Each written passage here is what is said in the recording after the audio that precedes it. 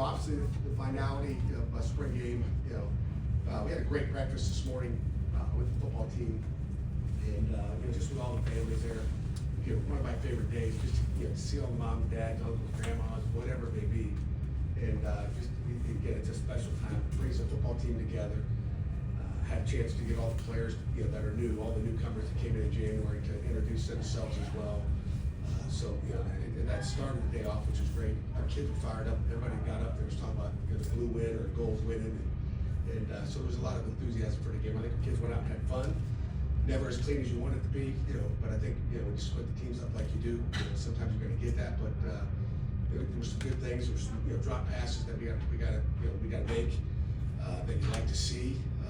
It comes down to the blue winning, but we got 2 missed field goals on the goal team, which we would have been at 2 minutes to win the game at the end, as opposed to we went and kicked that last field goal. So James didn't play great today like he has, but maybe he got nervous. Everything that's a first for him in Power 4 has kind of been the same thing. So I bet you if we had a second spring game, he'd have been all right. Carpenter kicked it well and gave them a chance to win the football game. Questions?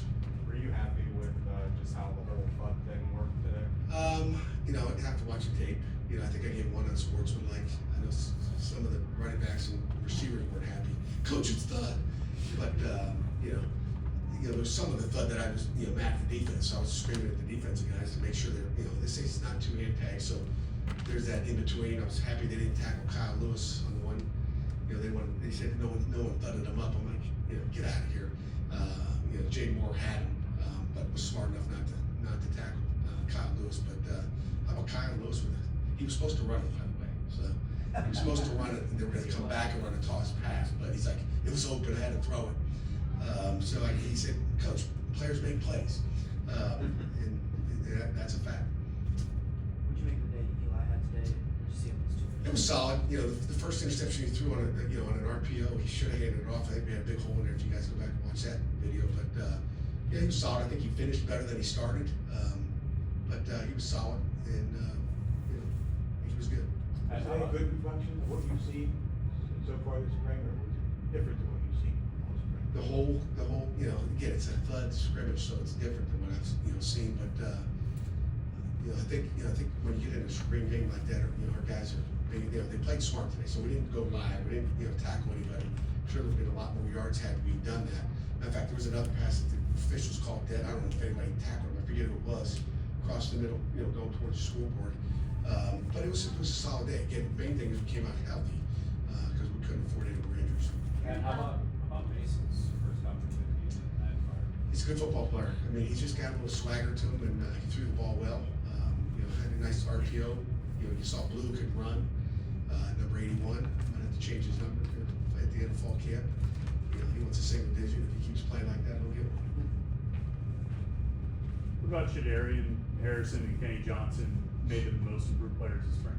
Yeah, I'll start with Drip. He has 2 picks out there. The most impressive thing about him is he missed a lot of reps with that injury he had.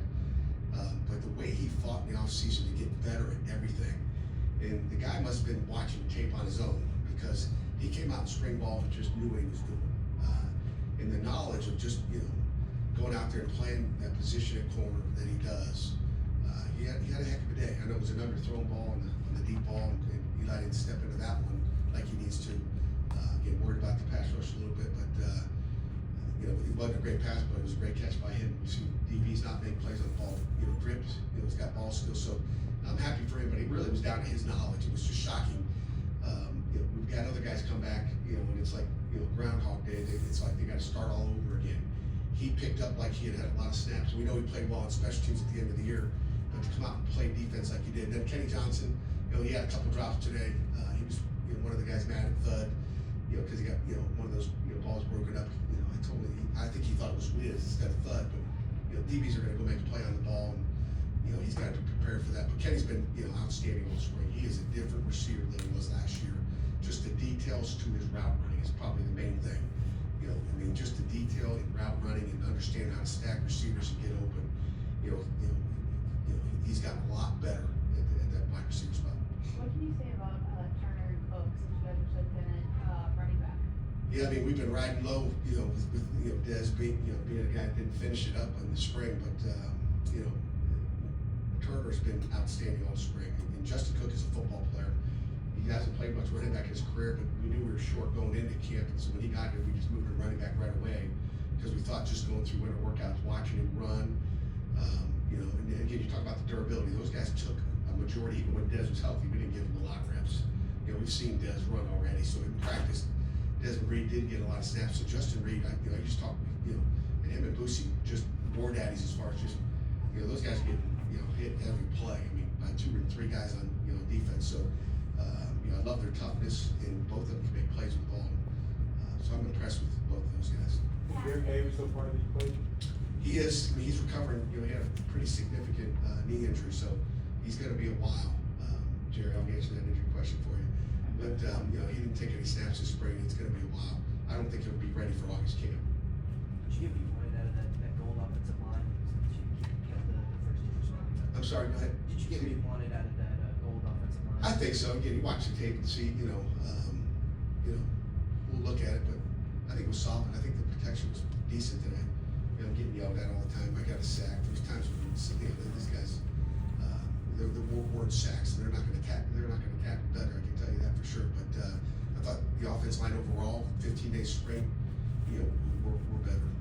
Pat, it felt like a majority of your young guys making those plays, and maybe not necessarily high in the depth charges because of the injuries come August. But what does that say about the future with so many of those young guys just popping off?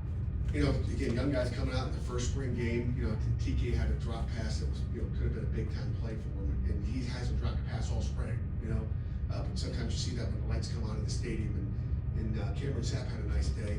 And again, then you watch Bryce Yates, all 3 of those guys, those young, you know, 3 freshmen. It was good to see, you know, Bryce Yates, his mom and dad were here today. They came to one of the first scrimmages and they didn't get a catch.